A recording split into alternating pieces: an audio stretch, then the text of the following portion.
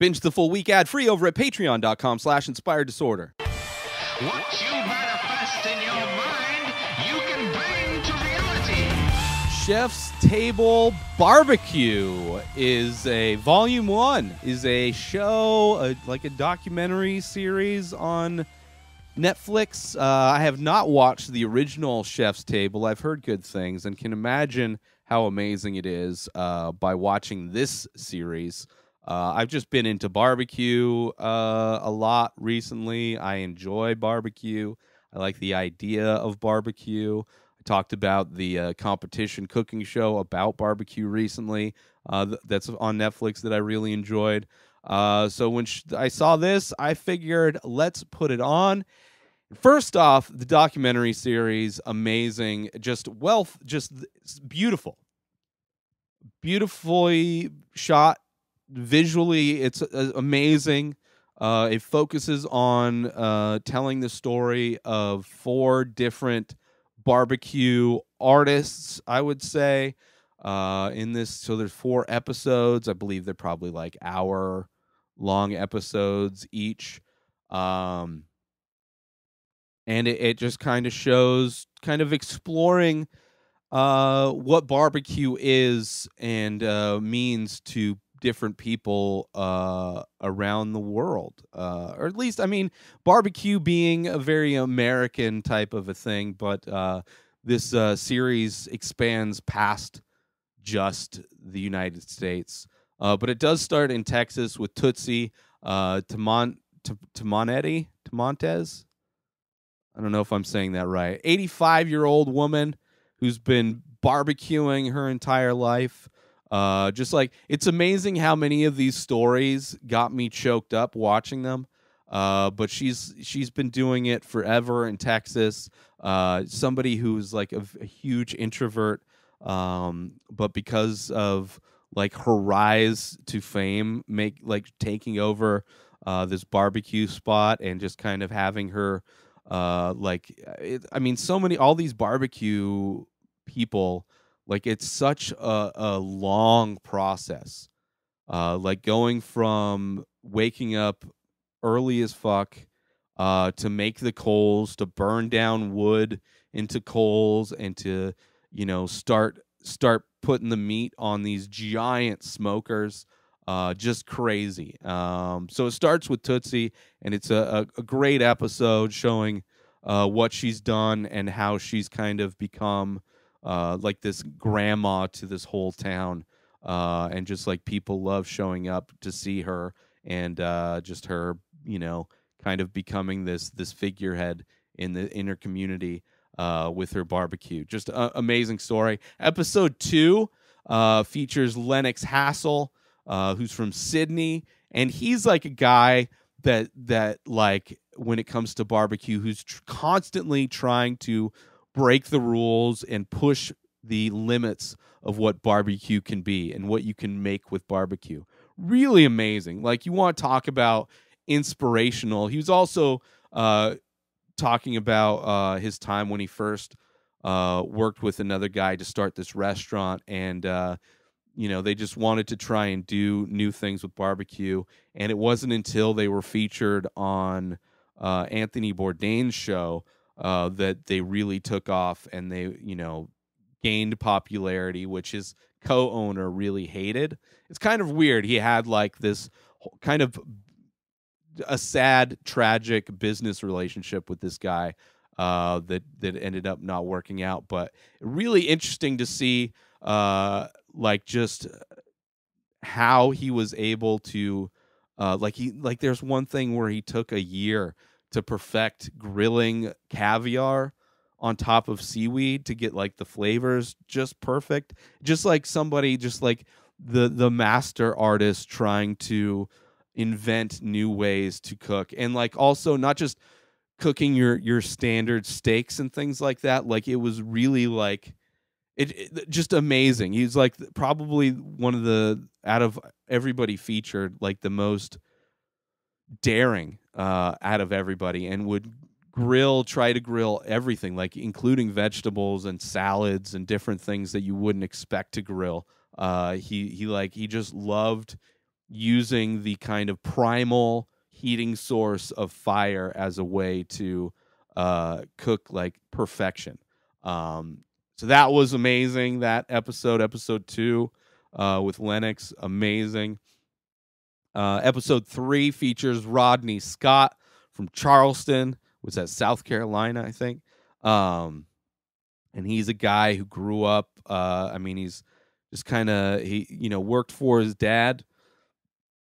His dad owned the barbecue restaurant, and he worked for his dad, learning how to do everything. And he would go out into the woods when he was a kid and chop down the trees, and kind of did the whole process. And when it was time for him to take over, he kind of became the guy that was known for doing whole hogs, where you take the entire pig and you cook it at the same time. And it's just like how just difficult it is, and how just you want to talk about your mouth exploding with saliva and your taste buds just like I wish I could have some, I just want to go travel just to eat his barbecue. Like, I love barbecue pork, tastes so good. And yeah, it looked amazing, and it showed his process, and like he had to overcome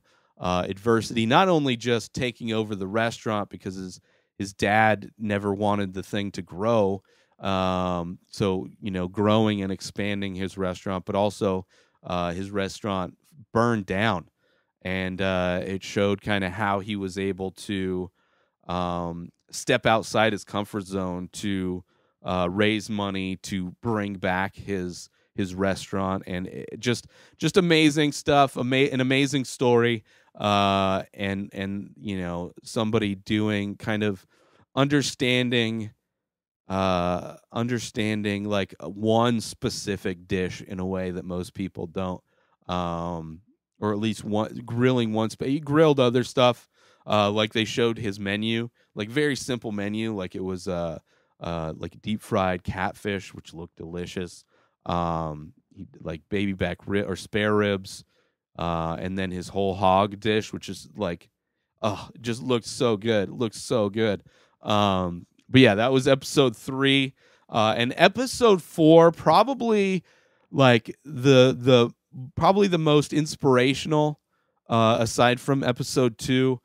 This one is Rosalia Chay Chuc, who is a Mayan. She's a traditional Mayan cook from the Yucatan, like living old school, like until the internet showed up. Like, there were no paved roads, there were no, like, they were living an old way of life.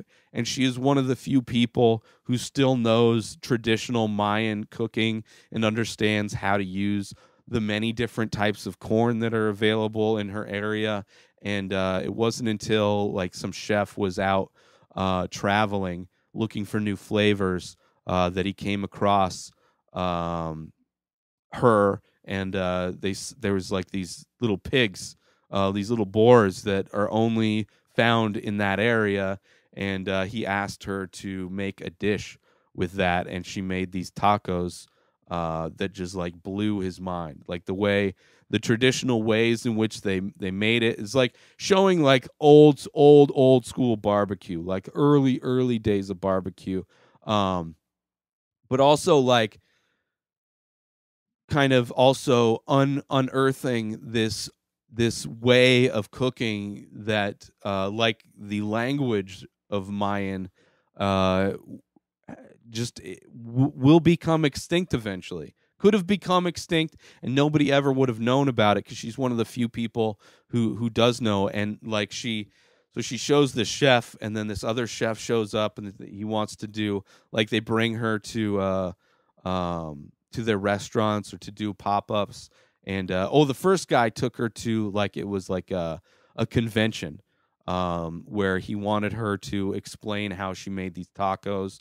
And she, despite never having left her town, knowing that this could be the only way that she can get that information out into the world, and that her true calling in life was to be a teacher and to teach other people that there's the traditions that she grew up learning of how to cook and how to barbecue the traditional Mayan way. And that's like, knowing that was what inspired her to push forward despite being nervous, despite being scared, to travel and to be like in the modern world, on a giant stage in front of thousands of people, teaching them how she does these traditional tacos using this unique animal.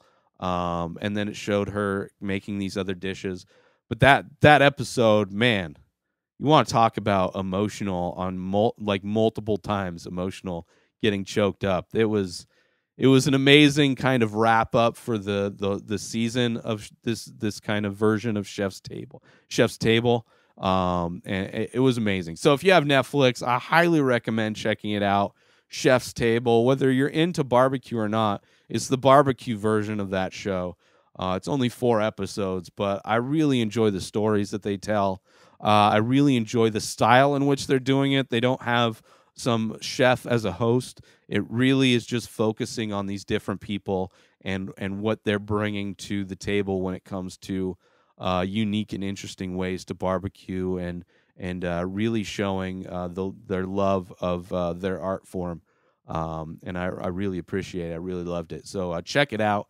Chef's Table Barbecue Volume 1 on Netflix right now. Make sure you support our sponsor, Amazon Prime. Get yourself 30 days free of Amazon Prime. It's the service that keeps on giving, whether you want to stream movies, TV shows with Amazon Prime, all the movies and TV shows that are available there, or you want to borrow Kindle books. Maybe you're into reading. Borrow some Kindle books. Get your read on.